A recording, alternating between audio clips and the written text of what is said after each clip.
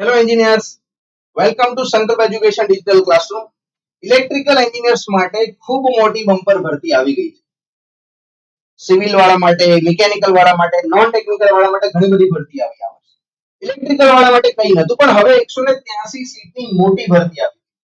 MGVCL, UGVCL, DGVCL, PGVCL અને GETCO combine થઈને 183 સીટની ભરતી આપી દીધી છે તમને.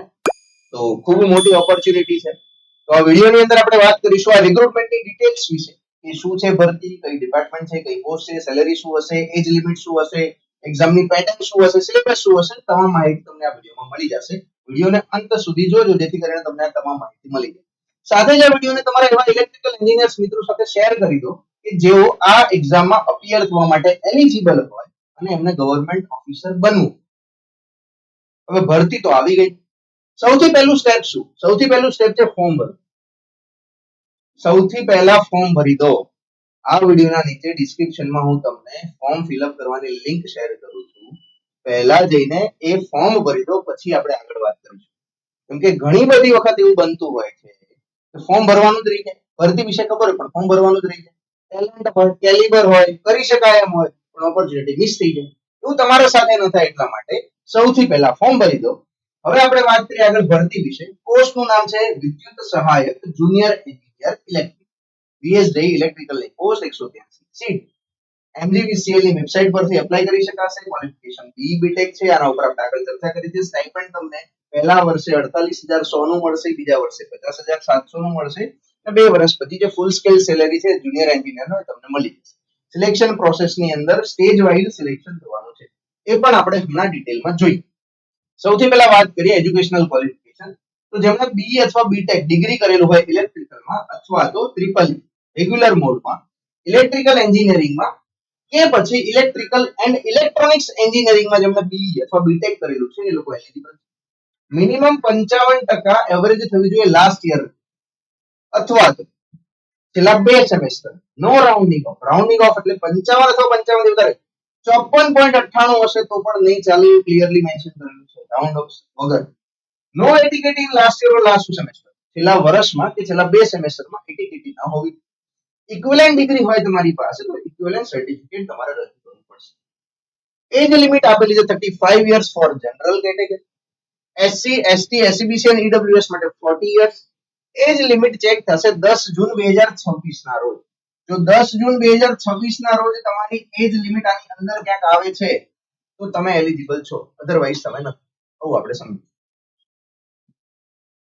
ફિમેલ ને +5 યર્સ છે રિલેક્સેશન. PWD કેન્ડિડેટ ને 10 યર્સ, એક્સ સર્વિસમેન ને 10 years. Maximum age after all relaxations 45. Maximum 45 years સુધી રિલેક્સેશન આપેલું છે, એનાથી વધારે નહીં. વેકેન્સી ડિસ્ટ્રીબ્યુશન ની વાત કરીએ તો કંપની વાઇઝ પશ્ચિમ એટલે કે PGVCL 86, BGVCL 27, UGVCL 26, MGVCL 22, JETCO 22, total 183. PGVCL પાસે સૌથી વધારે સીટ છે આ વખતે. એમને મોટી ભરતી આપી છે. 47 સીટ જે છે એ PGVCL. સાથે એક વાત ઇમ્પોર્ટન્ટ એ પણ છે કે 92 જેટલી સીટ્સ PWD રિઝર્વડ છે બધી જ કંપનીમાં થઈને. તો અહીંયા રેગ્યુલરની સાથે PWD કેન્ડિડેટ્સ માટે પણ મોટી ભરતી આવેલી છે. એડવર્ટાઇઝમેન્ટ જે છે એ આવી ચૂકી છે. એપ્લિકેશન સ્ટાર્ટ થઈ ગઈ છે. લાસ્ટ ડેટ જે છે ફોર્મ ફિલિંગની એ છે 2 જુલાઈ up to 6 PM. 2 July form ભરવાની છેલ્લી તારીખ છે, સાંજે 6 વાગે. એપ્લિકેશન ફી 500 રૂપિયા છે જનરલ કેન્ડિડેટ માટે. રિઝર્વડ અને PWD કેન્ડિડેટ માટે 250 રૂપિયા છે. પેમેન્ટ ઓનલાઈન ઓનલી, કાર્ડ યા તો નેટ બેન્કિંગ થી થશે. ચેક, કેશ કે બીજી કોઈ મેથડ થી પેમેન્ટ નહીં થઈ શકે. નોન રિફંડેબલ ફીસ હોય છે એપ્લિકેશન કરતી વખતની. તો એપ્લિકેશન ફીસ તમને પાછી મળી શકવા પાત્ર હોતી નથી.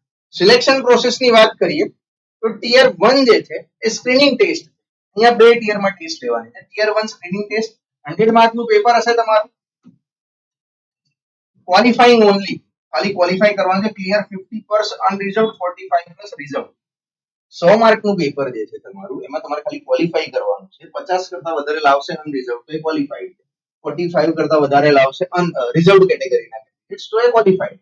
અહીંયા મેરિટ આના ઉપરથી નક્કી થતું નથી એટલે ખાલી ક્વોલિફાઈ કરો. Tier 2 which decides the rank, that means કે સિલેક્શન માટે ટિયર 2 ઇમ્પોર્ટન્ટ છે. ટિયર 2 માંથી મેરિટ બનશે. 100 માર્ક નું પેપર થશે.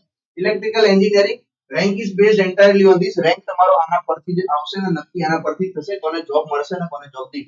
સ્ટેજ 3 વેરિફિકેશન છે, બધા જ ઓરિજિનલ ડોક્યુમેન્ટ ચેક થશે, ડોક્યુમેન્ટ વેરિફિકેશન થશે. અને સ્ટેજ 4 મેડિકલ છે, ફિઝિકલ ફિટનેસ સ્ટેન્ડર્ડ જે આપેલા છે નોર્મલ એ તમે મીટ કરતા હશો તો તમને અપોઇન્ટ.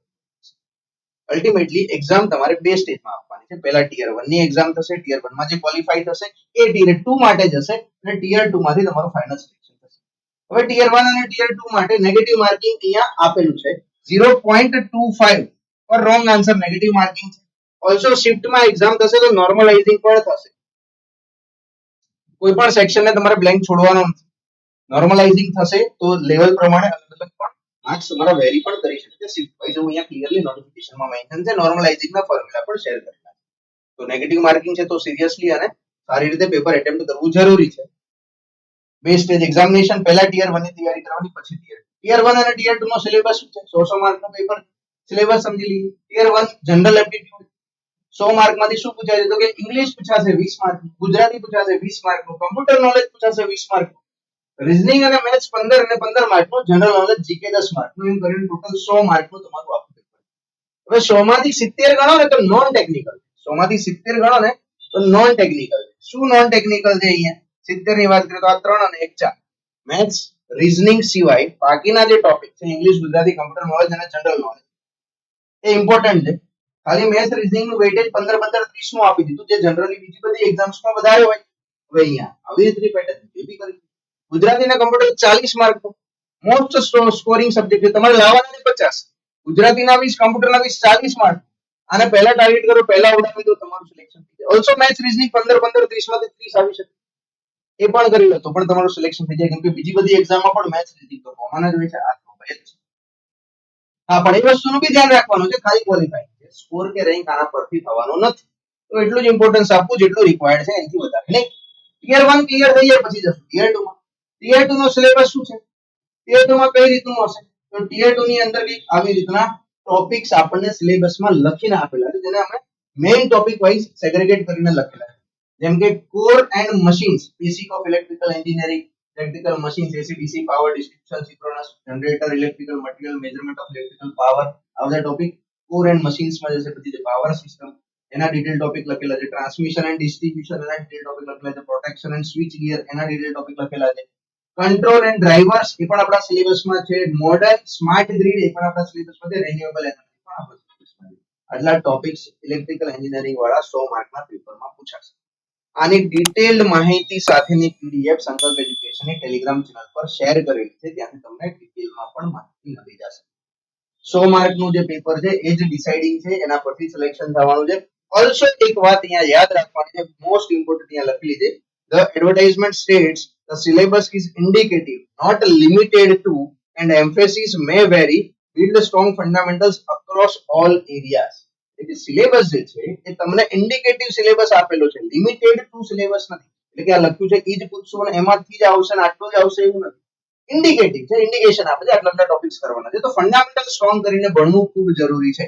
ફંડામેન્ટલ સ્ટ્રોંગ કર્યા વગર જો આ એક્ઝામમાં અપિયર થઈશું તો સિલેક્શન થવાના ચાન્સીસ ઓછા થઈ જાય છે.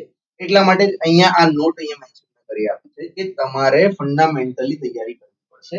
અધરવાઇઝ ભલે સીટ ગમે એટલી વધારે હોય, સિલેક્શન થવું ટફ છે, બીકોઝ કોમ્પિટિશન સામે એટલી જ હોય. ડોક્યુમેન્ટ્સ તમારે કયા કયા રેડી રાખવાના છે અપ્લાય કરતી વખતે?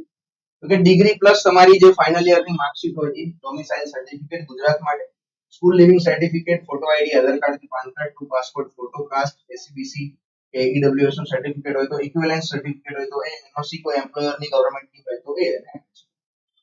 ઓલસો અહીંયા મેન્શન કરેલું છે કે 85% લોકલ ક્વોટા, ઇટ મીન્સ કે 85% જે સીટ્સ છે અલોટ થશે ગુજરાતના જે રેસિડેન્ટ ઓફ ગુજરાત અથવા નેટિવ ઓફ ગુજરાત છે એ લોકોને. Most selections are reserved for Gujarat domicile residents. Keep your domicile certificate ready. તમારે ડોમિસાઇલ સર્ટિફિકેટ રેડી રાખવું પડશે એટ ટાઈમ ઓફ વેરિફિકેશન. અત્યારે ન હોય તો ચાલશે, પણ ડોમિસાઇલ સર્ટિફિકેટ કઢાવવું ખૂબ જરૂરી છે, બીકોઝ 85% લોકલ ક્વોટા અહીંયા આપ્યું છે. તો ડોમિસાઇલ પહેલા અત્યારે જ કઢાવવું, જેથી કરીને તમને હેલ્પ થઈ જાય. આગળ પછી તમારે દોડાદોડી કરશી. એક્ઝામ ક્રેક કરવાની સ્માર્ટ સ્ટ્રેટેજી શું હોય? કેવી રીતે પ્રિપેરેશન કરવી? એક્ઝામ ક્રેક કરી કેવી રીતે શકાય? શું કરવાનું? તો clear tier 1, don't over invest. Tier 1 clear કરો. કેટલી તૈયારી કરો, કેટલે સુધી સ્કોર કરો, તો 60 પ્લસ આવે એટલે બહુ થઈ ગયું. પછી ટિયર 2 ની તૈયારી કરો, કેમ કે ટિયર 1 જે છે એ ફાઇનલ સિલેક્શન નથી, ટિયર 1 તો ક્વોલિફાઈંગ છે, તો એને એટલું જ ઇમ્પોર્ટન્સ આપે જેટલું જરૂરી છે. 60 65 માર્ક્સ આવી જાય એટલો કોન્ફિડન્સ આવી જાય, મોક ટેસ્ટમાં પ્રેક્ટિસ ટેસ્ટમાં એટલા માર્ક્સ આવવા મળે, બસ પૂરું કરો. પછી ટિયર 2 ની તૈયારીમાં કૂદી પડો. ટિયર 2 ની તૈયારી એવી કરો કે જેમાં તમારી exam practice, prepare machines, protection, T and D, power system, modern topics ને પ્રાયોરિટી આપો, જે હાઈ વેટેજ ધરાવતા ટોપિક છે. આપણે આ માટેના સેશન પણ YouTube ચેનલ પર કરવાના છીએ કે જેમાં અગાઉના આ એમજીવીસીએલ, ડીજીવીસીએલ, પીજીવીસીએલ ના જે બીએસઆઈ ના પેપર છે એનું subject wise question analysis, level analysis પણ આવશે, અને કયા સબ્જેક્ટ વધારે પૂછાય છે, કેવા ટાઈપના પ્રશ્નો વધારે પૂછાય છે, એના માટેનો પણ YouTube વિડિયો ટૂંક સમયમાં સંકલ્પ એજ્યુકેશનની YouTube ચેનલ પર આવશે. તો ત્યાંથી તમને ખબર પડશે કયા સબ્જેક્ટને વધારે ઇમ્પોર્ટન્સ આપવું, કયા સબ્જેક્ટને તમે છોડી શકો છો અથવા ઓછું ઇમ્પોર્ટન્સ આપવું. માર્ક્સ ઓર નેગેટિવ માર્ક્સ ત્યારે જ અટેમ્પ્ટ કરો જ્યારે બે કરતા વધારે ઓપ્શન તમે એલિમિનેટ કરી શકતા હોય, બેમાં જ તમને કન્ફ્યુઝન હોય તો જ તમે અટેમ્પ્ટ કરો, અધરવાઇઝ બ્લેન્ક છોડો, સ્કીપ કરો. નેગેટિવ માર્કિંગ જેટલું વધારે થશે એટલું સિલેક્શન થવાના ચાન્સીસ ઓછા થઈ જાય છે. મોટાભાગના સ્ટુડન્ટ નેગેટિવ માર્કિંગના લીધે પણ ફેલ થતા હોય છે. તો નેગેટિવ માર્કિંગ ન થવું જોઈએ. 90% જેટલી એક્યુરેસી તમારી હશે તો તમે આરામથી પાસ થઈ જશો. તો એના માટે પ્રેક્ટિસ કરવી પડશે, એમસીક્યુ પ્રેક્ટિસ કરો, માસ્ટર કરો. નેગેટિવ માર્કિંગ ન આવું તો તમારા સિલેક્શન સુધી પહોંચી જશો. Practice like the real test. Time CBT mock test plus previous juvenile papers 3 to 4 full mocks before each. દરેક પિયર માં 3 થી 4 વખત તો એટલીસ્ટ ફૂલ લેન્થ ટેસ્ટ અટેમ્પ્ટ કરો. પ્રીવિયસ ના juvenile ના પેપર જે છે એને જુઓ, એનું લેવલ સમજો, એમાંથી પણ એમસીક્યુ ની પ્રેક્ટિસ કરો અને ટાઈમ લાઈન સાથે એમસીક્યુ ટેસ્ટ આપો. ટાઈમ મેનેજમેન્ટ કરતા શીખો. 110% સિલેક્શન થશે. પણ થિયરી ભણ્યા પછી એમસીક્યુ ની પ્રેક્ટિસ કરવી ખૂબ જરૂરી છે. ટેસ્ટ આપવી ખૂબ જરૂરી છે. ડાયરેક્ટ તમે ટેસ્ટ આપવા જતા રહ્યા ત્યાં તો સિલેક્શન થવાના ચાન્સીસ ઓછા થઈ જાય. તમારે પ્રેક્ટિસ વખતે મેક્સિમમ મોક ટેસ્ટ અટેમ્પ્ટ કરવાના છે. જેટલા વધારે મોક ટેસ્ટ અટેમ્પ્ટ કરશો એટલે સિલેક્શનના ચાન્સીસ ઓટોમેટિક વધી જાય છે. તો આ સ્ટ્રેટેજી છે. કન્સેપ્ટ ભણો, પ્રીવિયસ ના ક્વેશ્ચનની પ્રેક્ટિસ કરો, મોક ટેસ્ટ અટેમ્પ્ટ કરો, એનાલાઇઝ કરો, ફરીથી ચેક કરો, ફરીથી રિવિઝન કરો, ફરીથી પ્રેક્ટિસ કરો, ફરીથી મોક ટેસ્ટ આપો, અને આ સાયકલ ત્યાં સુધી ચાલુ રાખો જ્યાં સુધી તમારું સિલેક્શન નથી. તો આ સ્ટ્રેટેજી ફોલો કરશો તો તમારું સિલેક્શન 110% થશે. એટલે ગમે તેવી એક્ઝામ હોય થઈ જશે, લેવલ ગમે તેવું હોય થઈ જશે. હવે આ એક્ઝામની તૈયારી કરતા સ્ટુડન્ટ્સ માટે સંકલ્પ એજ્યુકેશન એક ફ્રી માર્ગદર્શન વેબિનાર રાખે જેમાં ફ્રીમાં ગાઈડન્સ આપવામાં આવશે. આ એક્ઝામની પ્રિપેરેશન કેવી રીતે કરવી, શું વાંચવું, કેટલું વાંચવું, ક્યાંથી વાંચવું, રિસોર્સિસની પણ આપણે વાત કરીશું. સબ્જેક્ટ વાઇઝ વેટેજ એનાલિસિસની મેં વાત કરી, એ પણ અહીંયા સમજાવવામાં આવશે. ટિયર 1 અને ટિયર 2 માટે કેવી સ્ટ્રેટેજી આપણે રાખી શકીએ, કેવી સ્ટ્રેટેજી બનાવવાની છે એ પણ અહીંયા ચર્ચા કરવામાં આવશે. તો આ વેબિનારમાં રજીસ્ટ્રેશન કરવા માટે આ વિડીયોના નીચે ડિસ્ક્રિપ્શનમાં તમને એક લિંક મળી જશે, એના ઉપર ક્લિક કરીને તમે રજીસ્ટ્રેશન કરો. વધુ માહિતી જોઈતી હોય તો અહીંયા આપેલા મોબાઈલ નંબર પર કોલ યા તો વોટ્સએપ કરી શકો. વેબિનારની ડેટ છે 30 જૂન 2026 સાંજે 9 વાગે થશે. ઝૂમ પ્લેટફોર્મ પર થશે. તો તમે બધા તૈયાર રહેજો. 30 તારીખે આપણે રાત્રે મળીશું અને કેવી રીતે તૈયારી કરવી, પ્રીવિયસ ના ક્વેશ્ચન પેપરનું પણ એનાલિસિસ સમજીશું અને હવે સ્ટ્રેટેજી શું બનાવવી એ પણ આપણે ત્યાં ડિસાઈડ કરીશું. નીચે ડિસ્ક્રિપ્શન લિંક આપેલી છે, ડિસ્ક્રિપ્શનમાં જે લિંક આપેલી છે એ ગૂગલ ફોર્મ ફિલ કરશો એટલે તમને WhatsApp community thank you page ઉપર WhatsApp કમ્યુનિટી લિંક મળશે, જોઈન કરી લો. ત્યાં તમને આ ઝૂમ ની લિંક મળી જશે. ઝૂમ સેશન જે આપણે કરવાના છીએ એની લિંક તમને ત્યાં મળી જશે. તો ટાઈમ ન બગાડો, ફટાફટ નીચે આપેલા રજીસ્ટ્રેશન લિંક ઉપર ક્લિક કરીને રજીસ્ટર કરો. મળીએ 30 જૂને વેબિનારની અંદર. એમાં આપણે ચર્ચા કરીશું કે આ બીએસસી ઇલેક્ટ્રિકલની આ જે ભરતી આવેલી છે એમાં હું મારું નામ કેવી રીતે સિક્યોર કરી શકું. Thank you. વિડિયો એન્ડ કરીએ. ફરી પાછા આવી કોઈ નવી રિક્રુટમેન્ટની જાહેરાત સાથે YouTube ઉપર મળીશું. જય હિન્દ, જય ભારત.